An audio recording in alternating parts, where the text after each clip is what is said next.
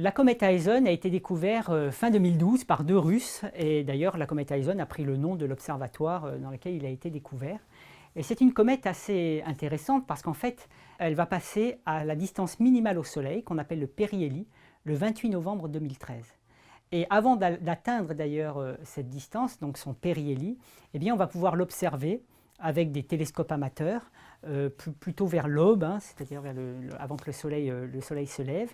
Et on va pouvoir voir donc la signature d'une comète qui est cette queue, cette coma comme on l'appelle, qui vient du dégazage de la glace de la comète en gaz. Elle circule à une vitesse de l'ordre de 30 km par seconde et elle est passée donc près de Mars récemment. Elle a été observée par les satellites d'observation de Mars et les petits robots.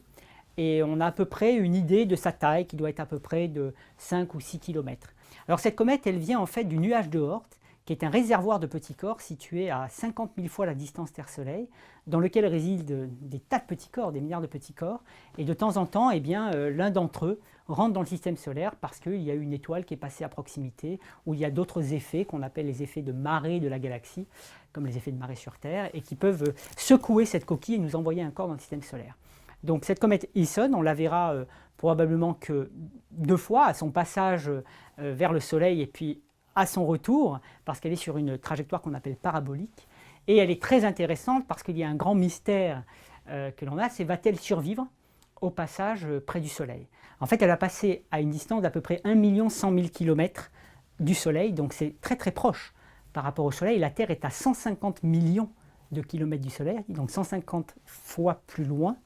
Et évidemment, un corps qui est glacé, qui est probablement très poreux, eh bien, est très fragile. Si elle survit, alors la beauté du phénomène, ce sera qu'elle sera très visible à son retour lorsqu'elle passera près de la Terre le 26 décembre à peu près 60 millions de kilomètres de la Terre.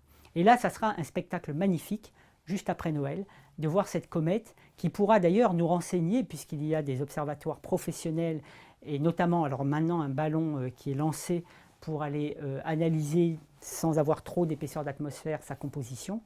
Et ça sera intéressant parce que ça nous permettra de mieux contraindre la résistance mécanique de ces objets, leur capacité à résister à un passage du Soleil proche, et puis bien sûr le spectacle tout simple de voir un corps avoir sa glace qui fusionne et cette espèce de grande queue que l'on verra à ce moment-là, après le passage près du Soleil, puisque ça viendra vraiment très près de la Terre, et elle sera visible jusqu'à peu près à la fin du mois de janvier. Donc à partir du mois de décembre, vers le début décembre, jusqu'au mois de janvier, eh bien, on devrait pouvoir la voir, même à l'œil nu d'ailleurs. Elle ne sera pas visible avant à l'œil nu, avant son passage, mais à l'œil nu, on pourra voir cette coma et ça sera un spectacle magnifique.